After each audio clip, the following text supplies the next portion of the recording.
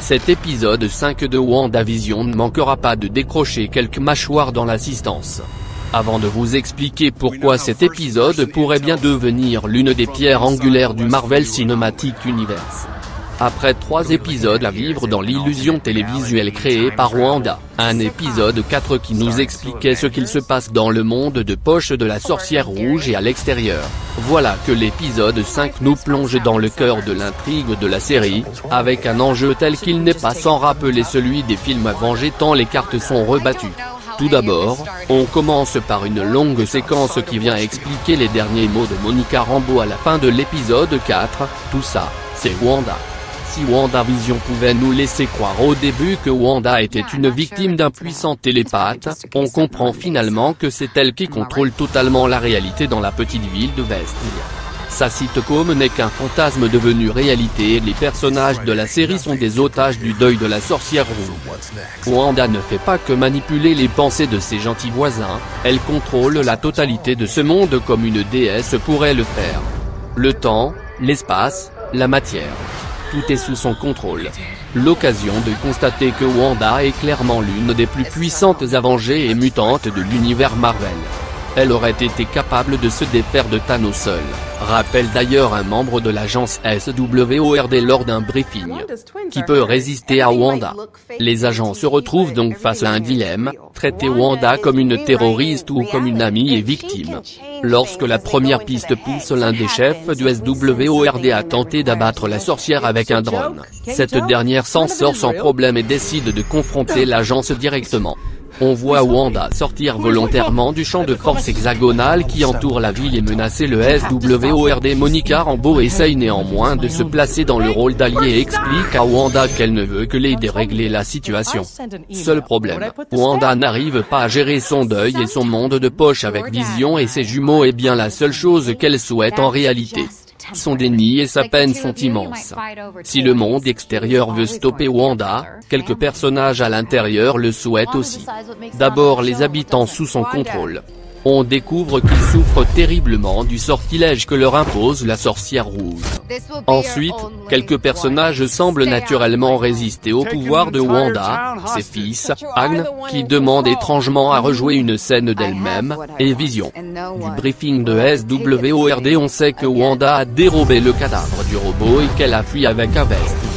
Les agents imaginent donc qu'elle a ressuscité la machine.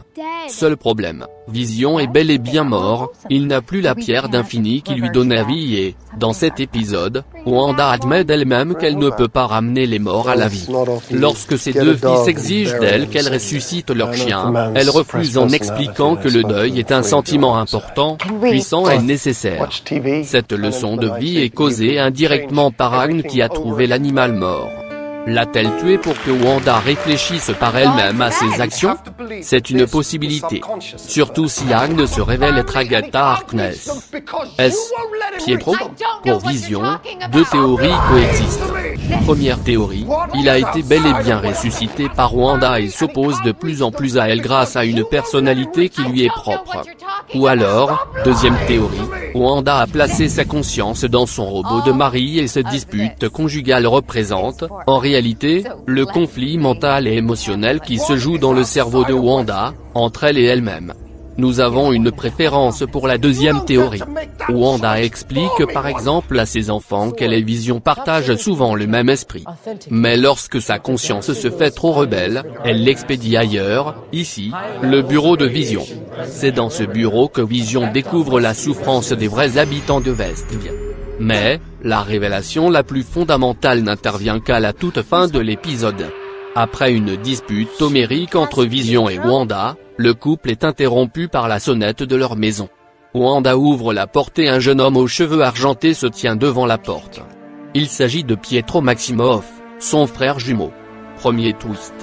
Deuxième twist, Pietro n'est pas joué par Aaron Taylor Johnson comme dans Avengers, l'ère d'Ultron, là où le personnage est tué, mais par Evan Peters qui joue le même personnage dans la saga X-Men, Day of Future Past, X-Men, Apocalypse et X-Men, Dark Phoenix. De quoi faire tomber les fans de Marvel de leur chaise.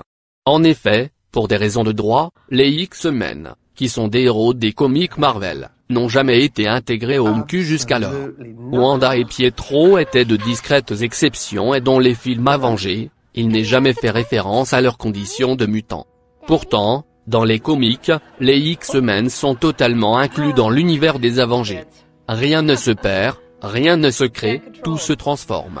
Depuis quelques mois, les studios Marvel ont entrepris une vaste opération de conquête en récupérant les droits de tous les personnages des comics qui avaient pu lui échapper jusque-là, Spider-Man chez Sony, les X-Men chez la Fox et quelques héros chez Netflix.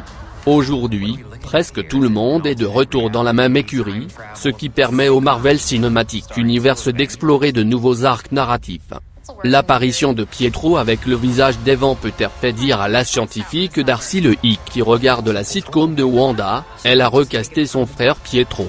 Une belle façon d'intégrer dans le MCU la fin de cette bataille juridique sur les divers univers Marvel au cinéma.